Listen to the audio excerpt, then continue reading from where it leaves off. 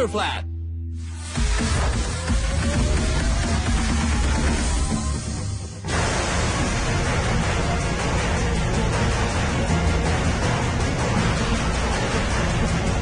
Pemirsa, berbagai hal terjadi di sekeliling kita. Tanpa kita sadari, hal-hal meresahkan yang terjadi dewasa ini seolah memiliki agenda tersembunyi yang bisa merusak moral bangsa. Mulai dari jajanan anak yang tidak layak, buku pelajaran yang disisipi oleh konten-konten tak patut dibaca, serta isu-isu sosial lainnya. Kasus-kasus seperti ini wajib kita waspadai agar tidak menyebar dan merusak budaya dan ideologi bangsa Indonesia.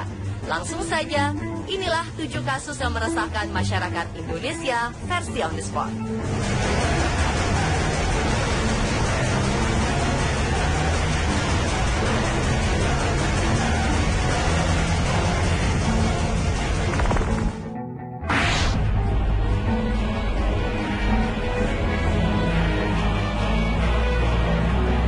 Memasukkan racun moral pada anak-anak secara terselubung bisa dilakukan melalui jajanan. Anak-anak lebih menyukai jajanan yang berbentuk lucu dan menarik. Sayangnya, mereka sama sekali belum menyadari bahaya yang mengintai di balik jajanan yang mereka beli. Januari 2016 kemarin, sebuah jajanan berbentuk kotak kado sempat meresahkan orang tua. Pasalnya, dalam kotak itu berisi balon yang jika diperhatikan, bentuknya menyerupai alat kontrasepsi pria. Media sosial heboh dengan temuan ini. Jajanan yang sasarannya anak sekolah dasar ini didapat dari pedagang pikul keliling di daerah Pekayon, Bekasi Selatan, Kota Bekasi. Secara sekilas, sebenarnya tidak ada yang mencurigakan karena kemasan luarnya berbentuk kotak kecil bergambar kartun anak-anak. Namun di dalamnya terdapat sebuah kemasan plastik berisi susu cair dengan wadah kecil. Foto jajanan ini menjadi viral di media massa. Ibu-ibu membagikan foto ini disertai kalimat peringatan untuk mengawasi jajanan anak-anak SD sekarang. Badan POM pun bertindak cepat dengan menanggapi permasalahan ini. Yang jelas, kita para orang tua harus lebih peka dan sadar bahwa anak-anak kita sasaran nyata dari orang-orang tak bertanggung jawab.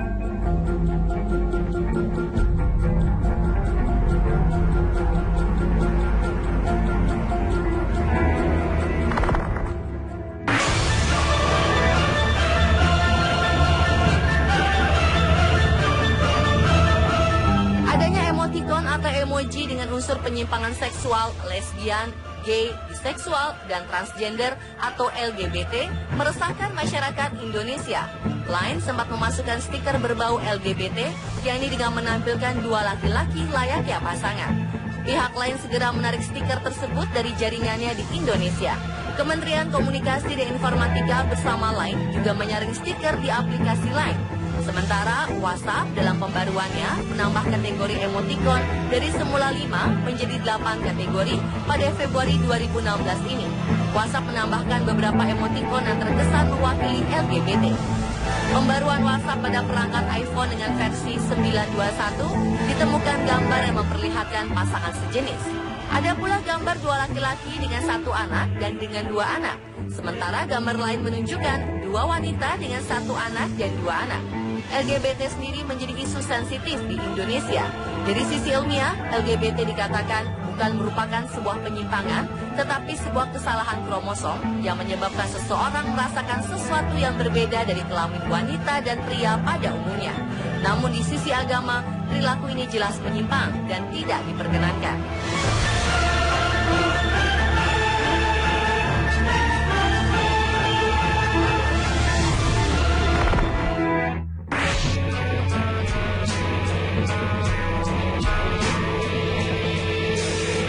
Awal 2016 ditemukan lembaran kerja siswa atau LKS untuk siswa SD di Sidoarjo yang berisi gambar porno. Di dalam buku LKS ini ada gambar patung perempuan bertelanjang dada. Dinilai tidak layak untuk anak SD, guru pun menarik kembali LKS tersebut dan melaporkannya kepada Dinas Pendidikan Sidoarjo. Kasus materi porno yang ada di dalam buku pelajaran sekolah bukan cuma sekali ini terjadi. Beberapa tahun lalu pernah muncul gambar porno di dalam buku pelajaran siswa SD. Dinas Pendidikan di beberapa daerah di Indonesia berupaya keras untuk menyisir buku-buku dengan konten tidak senonoh tersebut. Meski tidak secara gamblang, unsur gambar porno di dalam buku pelajaran anak sekolah yang belum dewasa bisa membahayakan moral anak-anak sekolah. Gambar-gambar tersebut dinilai dapat mengundang perilaku seks bebas di usia dini. Lagi-lagi, peran orang tua dan guru menjadi hal mendasar guna membentengi anak-anak dari segala macam racun yang merusak. Di Kendal, Dinas Pendidikan menemukan sejumlah buku yang dianggap mengandung unsur porno. Buku yang berisi tentang ensiklopedia ilmu pengetahuan ini memuat dengan jelas dan gamblang cara berhubungan badan. Padahal buku ini ditujukan kepada siswa sekolah dasar. Buku ini ditemukan di perpustakaan dan bisa diakses, dibaca, serta dipinjam bebas oleh siswa dari kelas 1 hingga kelas 6.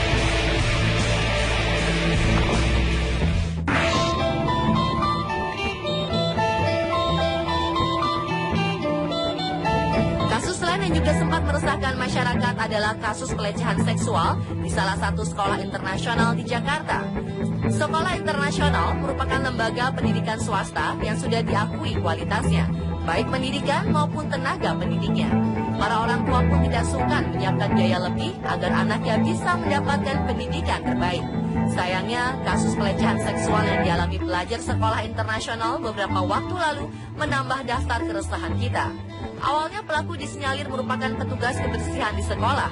Namun ketika kasus ini mulai merebak, ada pengaduan bahwa mantan pengajar di sekolah ini juga pernah melakukan pelecehan seksual. Beberapa murid yang sudah lulus tampil memberi kesaksian. Tidak hanya di Jakarta, kasus pelecehan seksual pun mulai muncul di beberapa sekolah di luar Jakarta.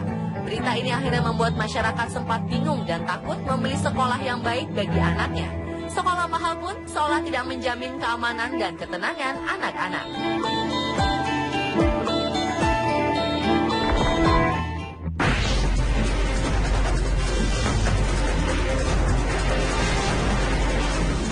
Pelecehan seksual bukan hanya terjadi di sekolah, namun juga di lingkungan sekitar anak-anak.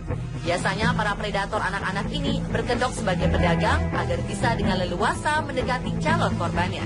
Di Banyumas, seorang pedagang cilok ditangkap karena ketahuan menyodomi seorang anak.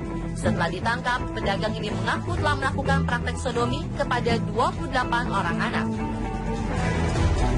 Di Malang, pedagang mainan yang selalu mangkal di dekat salah satu SD di wilayah Bulu Lawang tertangkap melakukan pelecehan seksual kepada 5 murid sekolah dasar. Korban melaporkan pelecehan ini kepada orang tua karena sering dipegang payudaranya saat membeli mainan di tempat pelaku. Namun ketika ditangkap, pria berinisial MA ini berdalih bahwa para korban sering menerobos saat membeli mainan dan mengakibatkan dagangannya rusak. Jika ini tidak diberantas, kasus pedofil ini akan terus berulang karena ditakutkan anak kelak ketika mereka tumbuh dewasa, anak yang menjadi korban bisa saja kembali melakukan hal yang sama. Jelas hal ini sangat tidak baik dan merusak.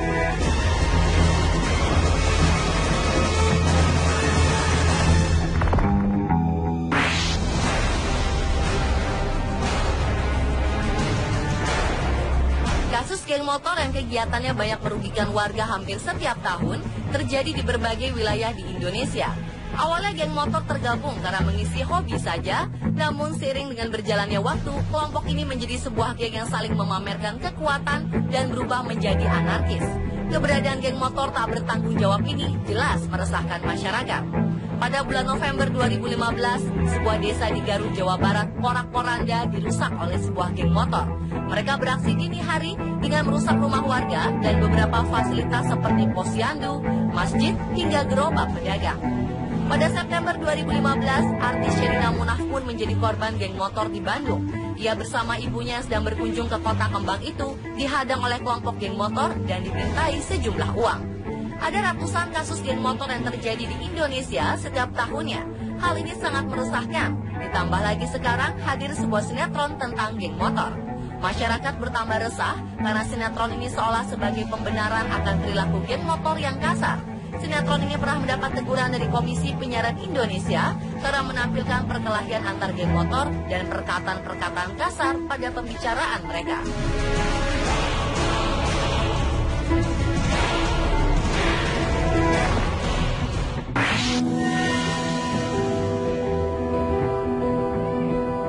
Selain materi berbau porno merambah buku pelajaran anak-anak, materi berbau radikalisme pun ditemukan. Sebuah organisasi pemuda menemukan buku pelajaran untuk taman kanak-kanak dan pendidikan anak usia dini yang mengandung kalimat-kalimat berisi bentuk-bentuk terorisme dan radikalisme. Penemuan ini segera dilaporkan ke Kementerian Pendidikan dan Kebudayaan untuk ditindaklanjuti. Buku yang isinya ditujukan untuk melatih keterampilan membaca siswa ini sekilas tampak biasa. Namun kata-kata yang digunakan di dalamnya mengandung unsur radikal, misalnya sahid, di medan jihad, rela mati demi agama. Bahkan ada kata bom pada buku ini. Meskipun anak-anak belum mengerti artinya, hal ini bisa menjadi sarana untuk menanamkan ajaran radikalisme sejak dini. Pikiran anak usia dini yang masih polos dapat didoktrin melalui buku ini. Pemirsa, itulah beberapa kasus yang meresahkan masyarakat Indonesia. Sebagai warga, tugas kita lah untuk selalu awas dan waspada, memperhatikan unsur-unsur yang membahayakan yang bisa merusak budaya dan ideologi bangsa. Kita harus menang melawan hal ini.